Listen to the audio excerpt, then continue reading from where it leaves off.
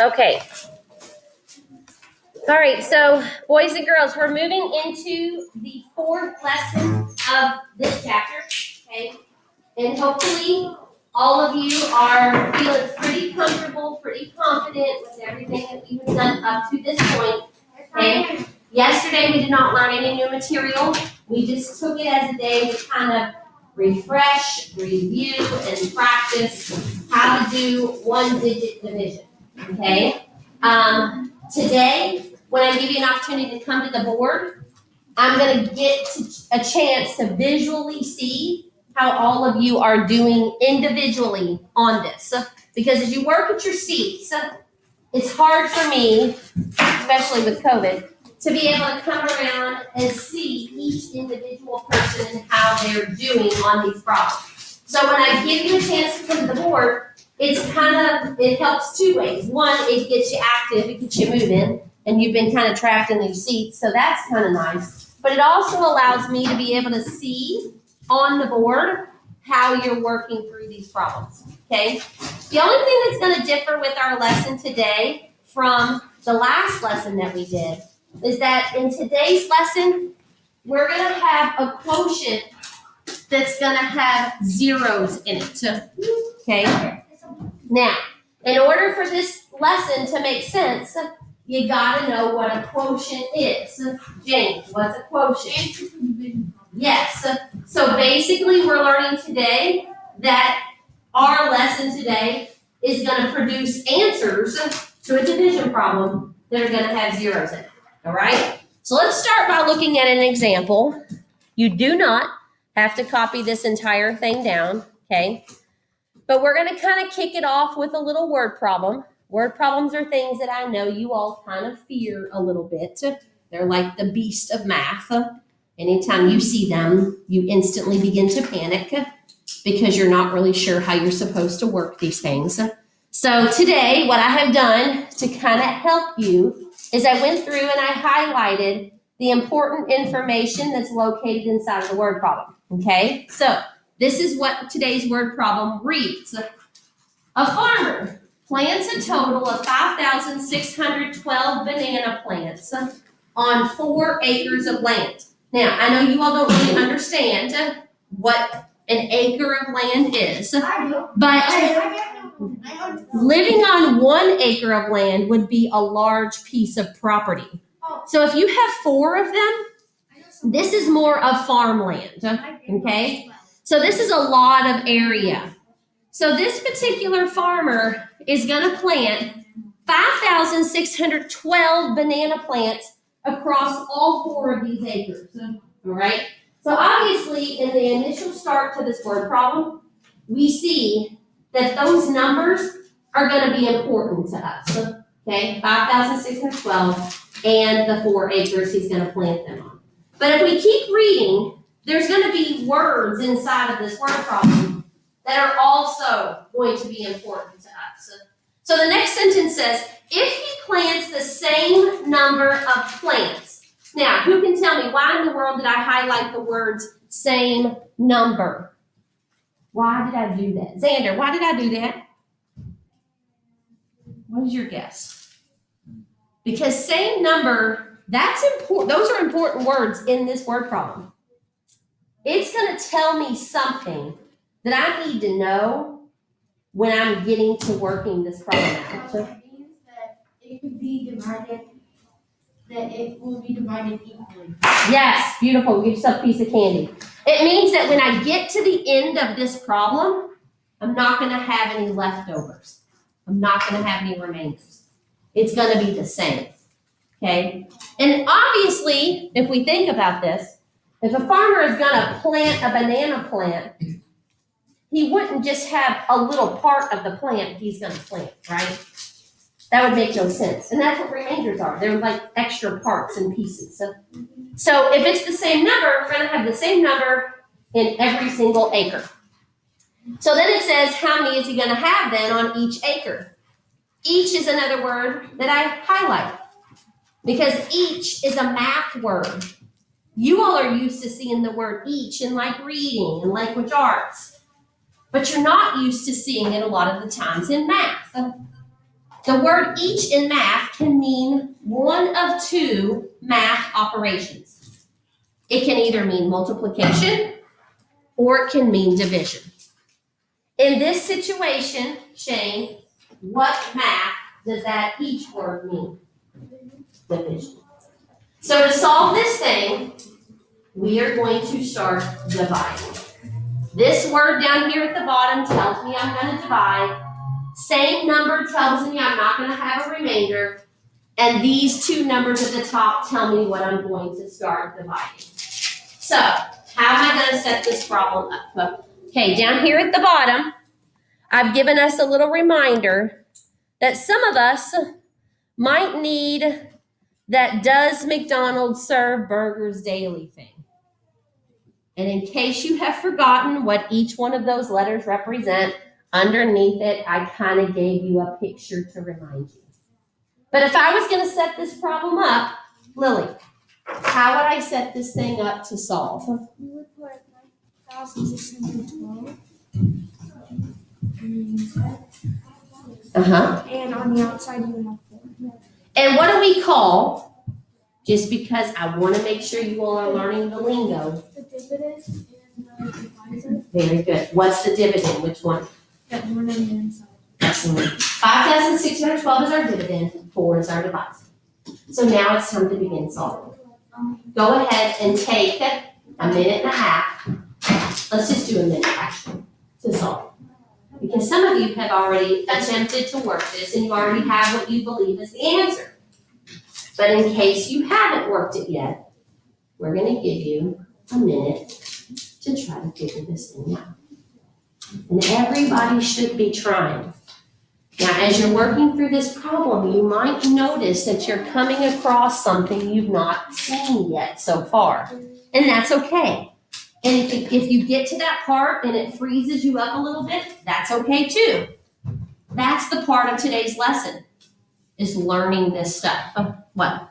So how do you check what the quotient is How would you check to see if your answer is correct? You would take the quotient, so whatever answer you got, and you multiply it by your divisor. And when you do that, if your answer is correct, you should get the dividend.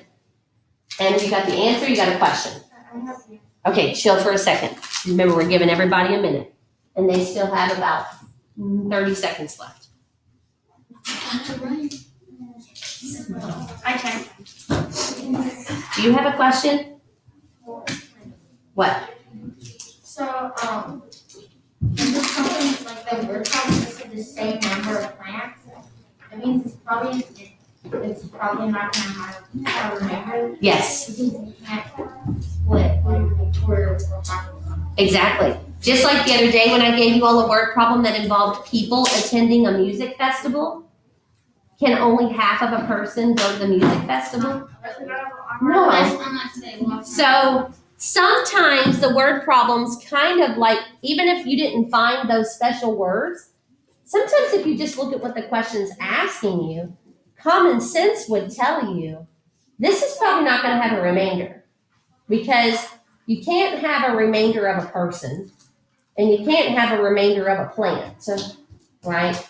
So those things are kind of clues to figure this thing out. Okay, so at this point, everybody should at least have had the opportunity to either come up with an answer, try to get an answer, or they've worked some of it and came to a stop. Now, I know some of you are super eager, but because we've got some learners at home, we're going to kind of do this one on the board here together, and then this is when we're going to break into doing things on the board for you, okay? So the first thing that we're going to do when we begin to solve this problem is what? Mason, go ahead and lead us through this thing. What are we going to do first?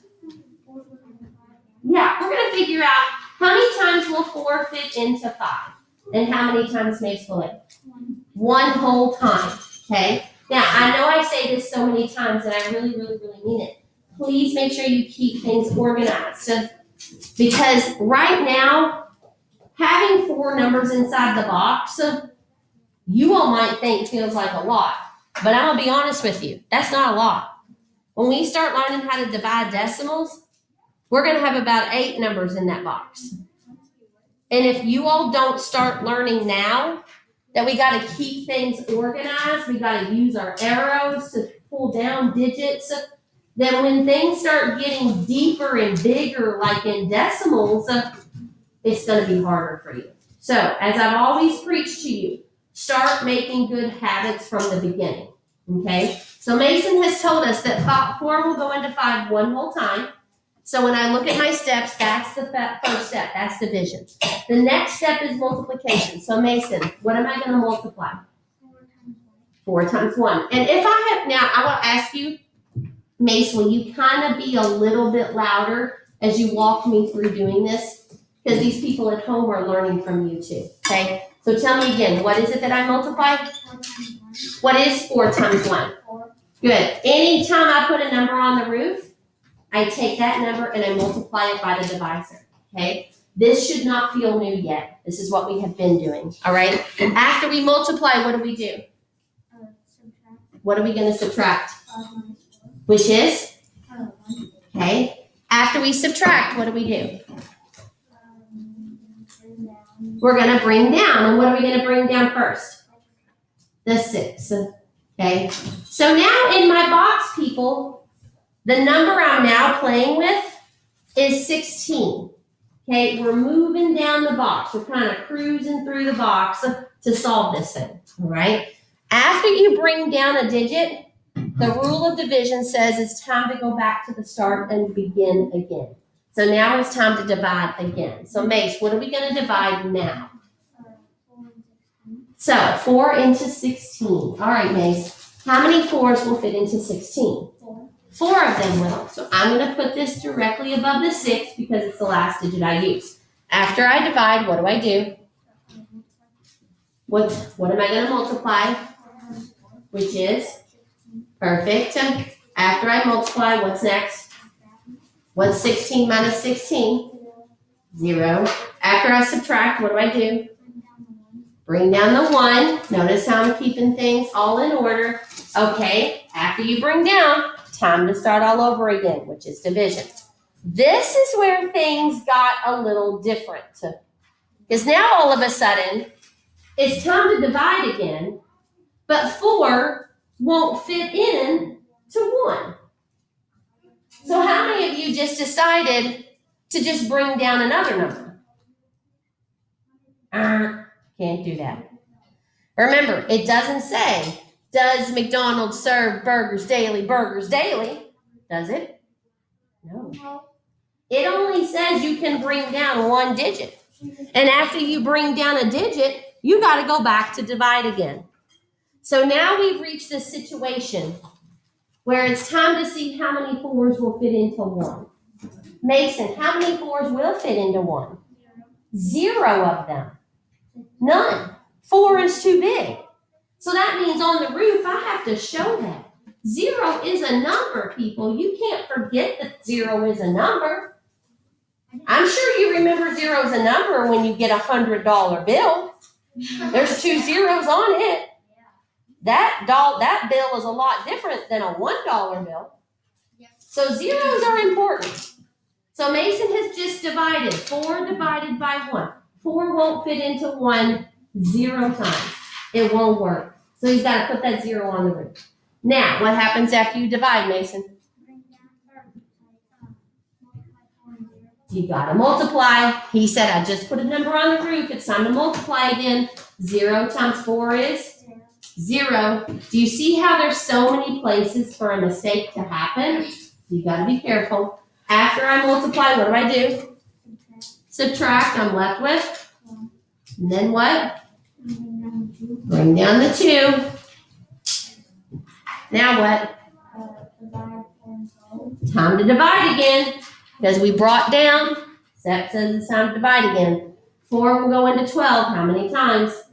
3 whole times. Then what? Let's finish this thing up.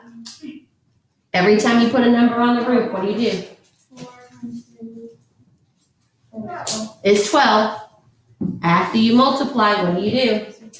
You subtract. I gotta extend my page a little bit. I'm running out of space. So what do I get when I subtract?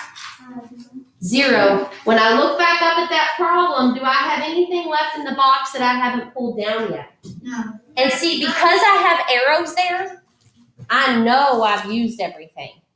When you don't put your arrows, that's when you are like, oh, have I used this 2 yet? I don't know if I've used the 2. You start getting confused. And imagine if there was like 5 more numbers in there. Oh, You'd be really confused. So it's very important to show those arrows, okay? There's nothing left to pull down. We have nothing left at the end of the problem. So Mason, do I have to come up here and put remainder 0? No. You're done. That's the end of your problem. So your answer that you have received is 1,403. How many of you got it? Excellent. Now, if we were answering this as a word problem, we wouldn't just say 1,403 because I want you to tell me it's 1,403 what? Emily, how would I actually put this in an answer form if it was on my test? What's the person's name?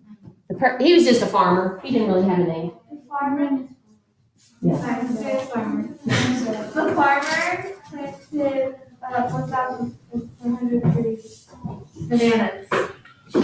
Banana plants Banana. on each acre. That's what it tells me, okay?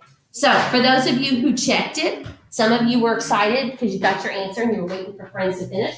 So you wanted to check to see if you got it. So if you were checking your answer, you took this thing right here and you multiplied it by your 4.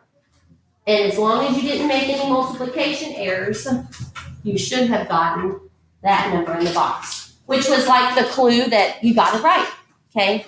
Did anybody in here forget the 0? Nobody did? I did it. That's excellent, because we learned this last year. this is the whole lesson today. The whole lesson in math today is learning how to put zeros in the quotient. So if you already have figured this out, then you're already through this lesson. Okay. So, Connor, what's your question? I don't have a question, but I think there was an easy way to do this specific question. Stick it with you. Okay? Because you shared with me yesterday, and I know what you're talking about a way to kind of work this thing, but that only works for certain people who can see math certain ways. And I don't want you to confuse people by sharing. Okay? So you do it how you're comfortable with doing it, as long as you produce the correct answer.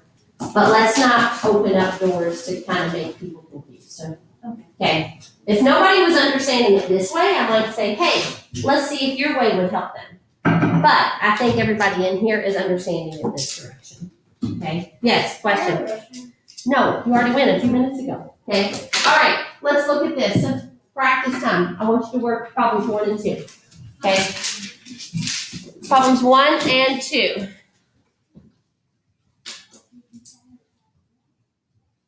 Now be careful when you're copying these things down.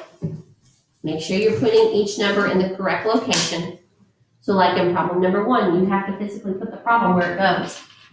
So the first number you should be placing inside your box. That's your dividend, 662. I'm going to give you 2.5 minutes to solve this. Okay? So you're almost at your start time. Go.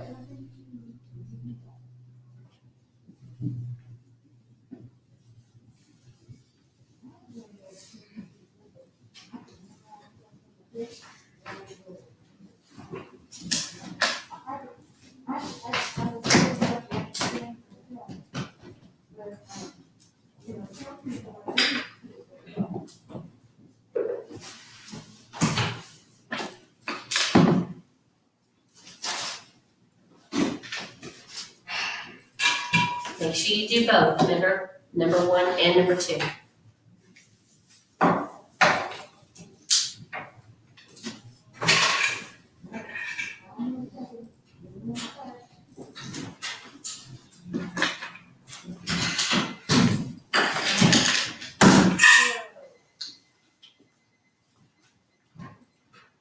I'll give you 1 second to reply. And you're going to go.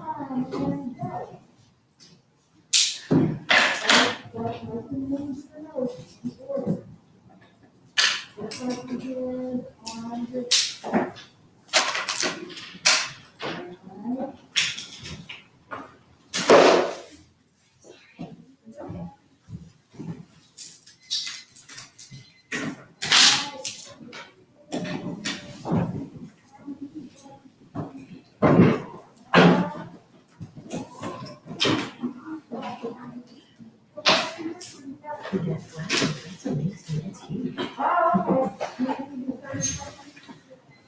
Okay, you got 15 seconds left.